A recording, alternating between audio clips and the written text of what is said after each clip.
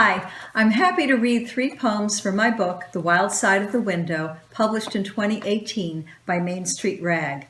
The book won first prize nationally from the National Federation of Press Women the following year.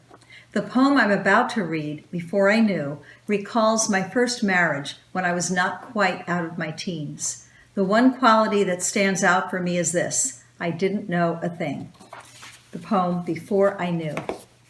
The bargained bliss of wedlock began to wither before we unwrapped the last gift, before I whispered to Mom, keep the receipts, before I stacked the melamine dishes in the new hutch, color-coded the towels, stocked the kitchen with so many pretty things I did not know how to use.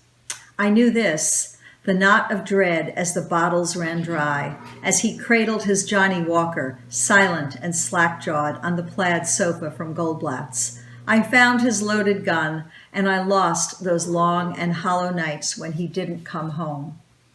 I turned to Mom and Dad, who called the Italian attorney, Anthony whatever, the one with fancy suits and a full head of hair, to fix my failure, to begin to dissolve what began a year ago in a white march down a holy aisle, witnessed by family who... The next poem, Grandma's House Dress, centers on my Italian grandmother who came to the U.S. through Ellis Island on the big boat, huddling in steerage. There is so much to remember about Grandma, but what I recall most vividly is her collection of house dresses, those loose garments with huge pockets. Here's the poem, Grandma's House Dress.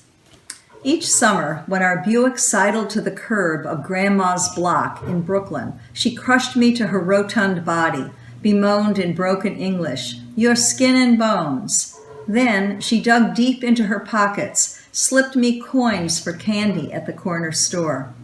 Grandma's dresses were graced with olive trees, purple grapes, and sheep grazing the fields of Calabria. Always, they were scented with garlic and onions, tinted with red sauce. After the morning chores, Grandma propped a folding chair on the stoop of her walk-up, peeled potatoes or zucchini, kept a careful eye on the teeming streets. This was her routine, year after year, until there was no one left to watch, no one left to feed. Grandma settled in with Dad and his new blonde wife, tried to blend into their pastel paradise among the tanned and cheerful retirees who hunted for early bird specials. Grandma still wanted to cook, but when her red sauce bubbled up and stained the bone-white backsplash, she was warned to keep away from the kitchen.